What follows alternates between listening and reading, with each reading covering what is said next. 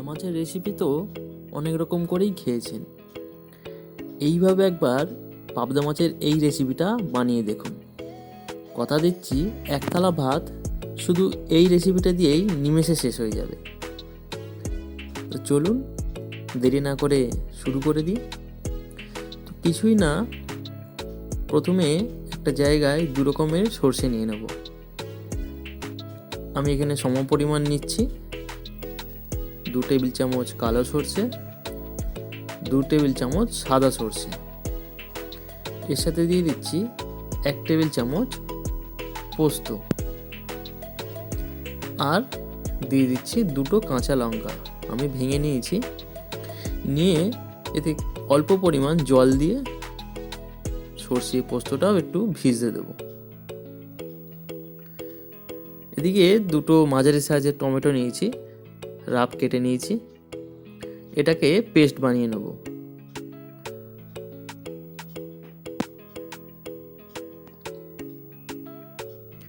টমেটোর পেস্ট আমাদের রেডি হয়ে গেছে। এবারে এখানে পাবদা মাছ নিয়ে নিয়েছি। দেখতেই পাচ্ছেন খুব বেশি বড় না, আবার খুব বেশি ছোটও না, মাঝারি সাইজের পাবদা মাছ। এতে নুন হলুদ যেমন মাখানো হয় তেমনভাবেই নুন হলুদটা দিয়ে দেব।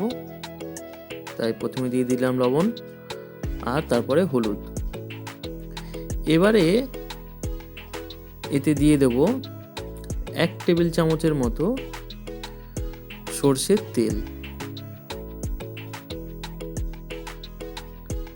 তাই একটু সর্ষের তেল এতে দিয়ে দিলাম। দিয়ে মাছগুলো মাখিয়ে নেব, নিয়ে সাইডে রেখে দেবো। দিয়ে পোস্ত সর্ষের যেটা ভেজানো ছিল 10-15 মিনিট ভিজিয়ে রাখার পর ওটা পেস্ট করে নেব।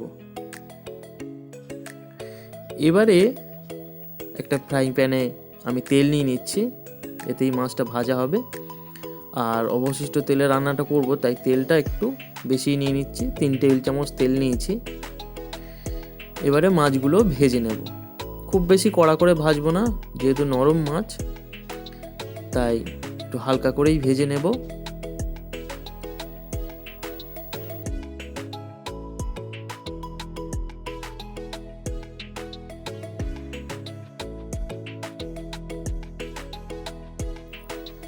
দু পিঠ ভালোভাবে উল্টে পাল্টে মাছগুলো একটু ভেজে নেব।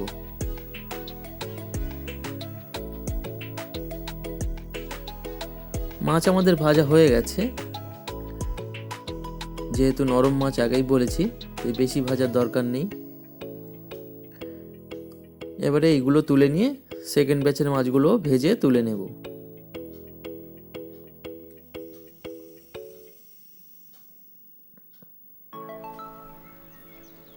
সেকেন্ড ব্যাচের মাছগুলোও ছেড়ে দেব।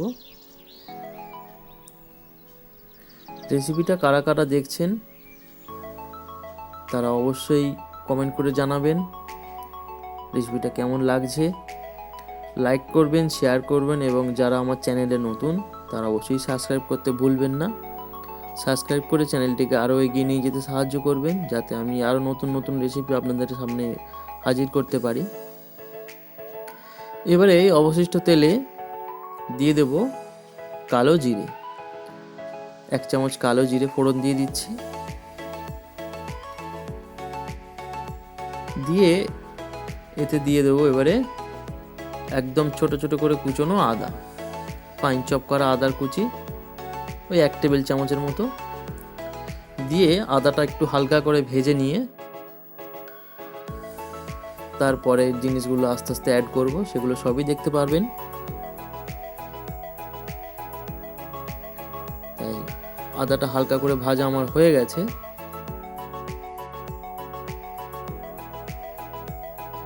এবারে এতে দিয়ে দেব হলুদ। 1 চা চামচ হলুদ গুঁড়ো এতে অ্যাড করে দিচ্ছি। দিয়ে হলুদটা ভালো করে মিশিয়ে নেব।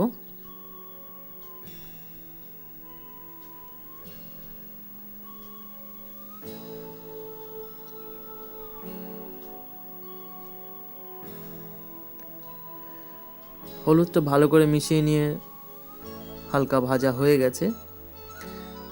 এবারে দিয়ে দেব যে পেস্ট করেছিলাম টমেটোটা, সেই টমেটো বাটাটা এতে দিয়ে দেব। দিয়ে ভালো করে টমেটোটা একটু কষিয়ে নেব যাতে টমেটোর কাঁচা গন্ধটা চলে যায়।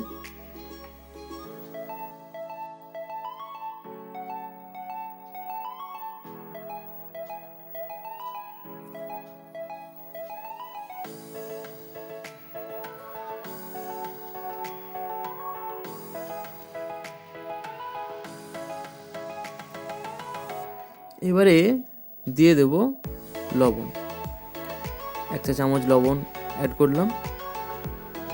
এতে কী হবে, টমেটোর জলটা এবারে আস্তে আস্তে বেরিয়ে যাবে।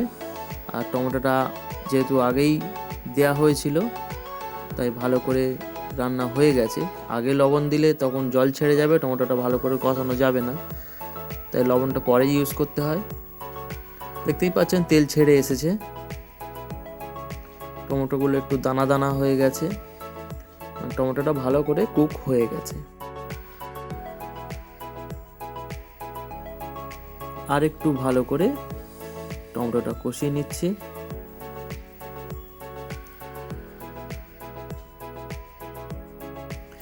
এবারে দিয়ে দেব সর্ষে পোস্ত, যেটা ভিজিয়ে রেখেছিলাম, সেটা পেস্ট করে রাখা, সেইটা এখানে দিয়ে দিচ্ছি।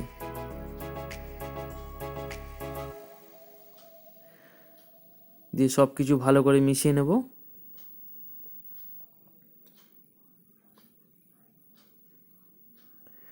আপনারা রেসিপিটা কোথায় কোথায় থেকে দেখছেন অবশ্যই কমেন্ট করে জানাবেন।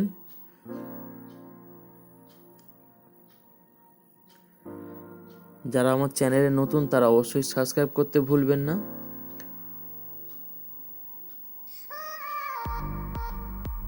মশলাটা এইভাবে ভালো করে একটু কষিয়ে নিতে হবে।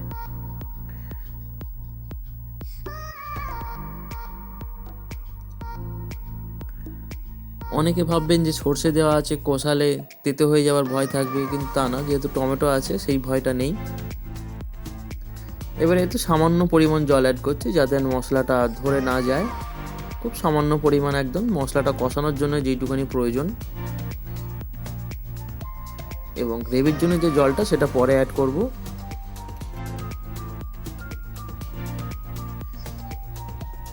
এবারে একটু ঢাকা দিয়ে নেব, খুব বেশি নয়, 25 থেকে 30 সেকেন্ড। দেখতেই পাচ্ছেন মশলাটার উপরে পুরো তেল ছেড়ে এসেছে, তার মানে এই মশলাটাও ভালো করে কষানো হয়ে গেছে। আর একটু নাড়াচাড়া করে নিচ্ছি, নিয়ে এবারে জলটা অ্যাড করব। জল অ্যাড করার সময় হয়ে গেছে এবারে, তাই পরিমাণ মতন জল অ্যাড করবেন। এটা খুব বেশি পাতলা ঝোল হবে না, আপনারা যে পরিমাণ বানাবেন সেই পরিমাণ জলটা ইউজ করবেন, এবং ঘন করবেন কি পাতলা করবেন জলটা সেই পরিমাণেই দেবেন।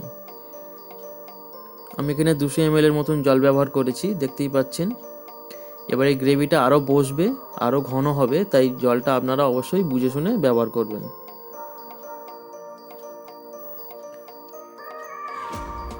জল দেওয়ার পর আবারও 20-25 সেকেন্ড একটু ঢাকা দিয়ে দেব। দেখতেই পাচ্ছেন তেল ছেড়ে উপরে উঠে এসেছে। এবারে দিয়ে দিচ্ছি চিনি। আমি এখানে 1 চা চামচ চিনির ব্যবহার করেছি, খুব বেশি এতে মিষ্টি ভালো লাগবে না, ব্যালেন্স করার জন্য চিনিটা দেওয়া, যাতে টেস্টটা ভালো লাগে। এবারে যাদের মনে হবে তার চিনিটা নাও ইউজ করতে পারেন। রান্না আমাদের প্রায় হয়েই এসেছে। এবারে দিয়ে দেব কুচিয়ে রাখা ধনেপাতা, তাই অল্প পরিমাণ ধনেপাতা দিয়ে সবকিছু মিশিয়ে নিচ্ছি।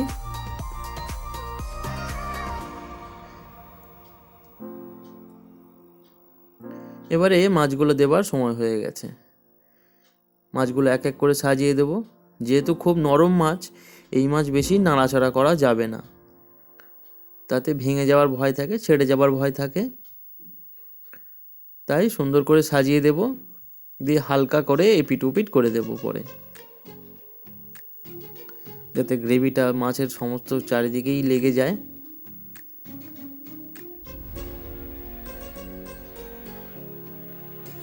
রান্না আমাদের প্রায় হয়েই এসেছে।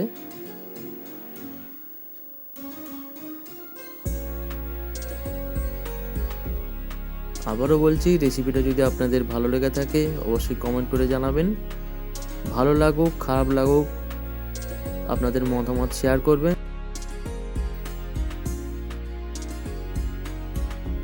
তৈরি হয়ে গেল আমাদের সর্ষে পোস্ত দিয়ে পাবদা মাছের ঝাল, তেল ঝালও বলা চলে। উপর থেকে একটু ধনেপাতা কুচি ছড়িয়ে দেব।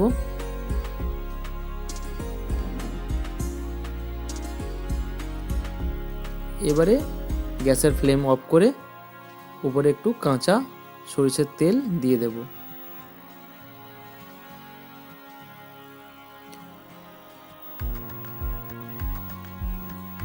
এবারে ঢাকা দিয়ে স্ট্যান্ডিং টাইমে কিছুক্ষণ রেখে দেব। তৈরি হয়ে গেছে আমাদের পাবদার তেল ঝাল। চলুন এবার পরিবেশন করা যাক। রেসিপিটা আপনাদের কেমন লাগলো অবশ্যই কমেন্ট করে জানাবেন। লাইক করবেন, শেয়ার করবেন এবং সাবস্ক্রাইব করতে অবশ্যই ভুলবেন না। যারা আমার চ্যানেলে নতুন তারা অবশ্যই সাবস্ক্রাইব করবেন। এই পাবদা মাছের রেসিপি ছাড়াও আমার চ্যানেলে আরও নতুন নতুন রেসিপি আছে, আপনারা গিয়ে দেখে আসতে পারেন। আশা করি ভালো লাগবে। গার্নিশ করার জন্য উপরে আমি একটু চেরা কাঁচা লঙ্কা দিয়ে সাজিয়ে দিচ্ছি। তৈরি হয়ে গেল সর্ষে পাবদার তেল ঝাল। রেসিপিটা আপনাদের কেমন লাগলো অবশ্যই জানাবেন। তাই ভালো থাকবেন, সুস্থ থাকবেন। ধন্যবাদ।